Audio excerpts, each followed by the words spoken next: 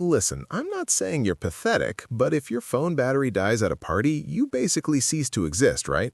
You're like a digital Tinkerbell. If people don't clap by tapping a glass heart, you literally wither away and die. Welcome to the United States of Validation, where we've successfully outsourced our self-worth to a server farm in Northern Virginia. It's 7 a.m., you haven't even brushed your teeth, but you're already checking to see if 32 strangers enjoyed your blurry photo of a lukewarm avocado toast. Spoiler alert, they didn't. They're just bored on the toilet playing a game of digital, I'll acknowledge your existence if you acknowledge mine. It's a mutual hostage situation. We've traded the pursuit of happiness for the pursuit of the like, and honestly, it's the greatest scam since we convinced people that bottled water is different from tap. Think about it. We live in a country where we can't agree on healthcare, taxes, or whether pineapple belongs on pizza, but we've all collectively decided that a red notification bubble is the only thing keeping us from a complete existential meltdown. You're not posting that gym selfie because you're proud of your gains, you're posting it because if the internet doesn't see your quads, did the workout even happen? Did the calories even burn? Physics says yes, but your fragile ego says, I need at least 50 likes or I'm eating a whole cheesecake in the dark. It's a dopamine slot machine, and we're all sitting there in our pajamas, pulling the lever and hoping the universe tells us we're pretty.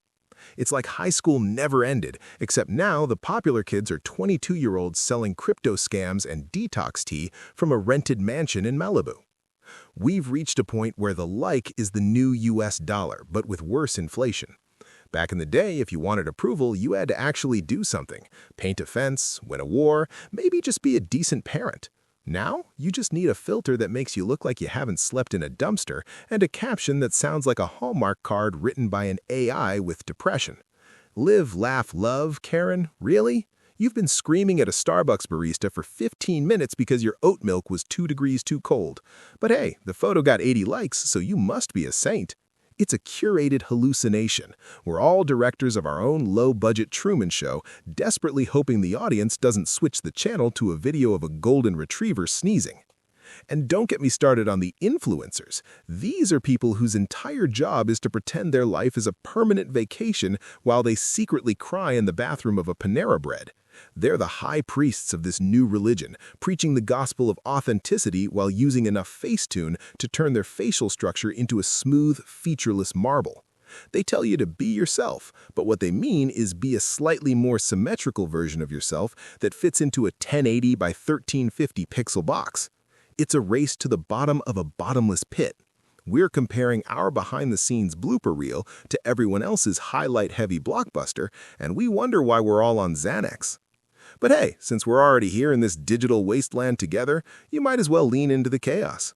If you're enjoying this descent into the dark heart of our collective vanity, do me a favor and hit that subscribe button. It won't fix your childhood trauma, but it'll make my numbers go up, and, as we've established, numbers are the only thing that matters in this cold, pixelated universe. Smash that bell like it's the last bit of dopamine on Earth, because, let's be real, it probably is. The American dream used to be a house with a white picket fence. Now it's a verified blue checkmark and a comment section that isn't 90% bot accounts telling you to check DM for collab.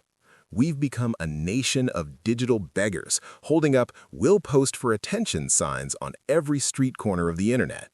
You see a sunset and your first instinct isn't, wow, nature is beautiful. It's, which angle makes this look most like a movie poster so my ex-boyfriend feels a pang of regret? We're missing the actual world because we're too busy trying to prove to the world that we're not missing it. It's a paradox wrapped in an enigma and smothered in a Nashville hot filter. We've commodified our souls. Every smile is a business transaction. Every candid laugh is a rehearsed performance. We're living in a giant, invisible suburban strip mall where the currency is clout and the interest rates are your mental health. We're so desperate for approval that we'll get into heated arguments with strangers about whether a dress is blue or gold just to feel like we're part of a tribe. We need to be seen, even if it's just by a guy named DogCoinLover69 who thinks the earth is flat. It's a scream into the void, hoping the void screams back, "You look great in those jeans, girl." The irony is that the more connected we are, the more we feel like we're drifting alone in deep space. We have 5,000 friends, but nobody to help us move a couch. We have thousands of likes, but we feel invisible when we walk into a room. It's a hollow calories diet for the psyche. You're eating the digital equivalent of cotton candy. It looks big, it tastes sweet for a second, but it dissolves into nothing and leaves you feeling sticky and sad.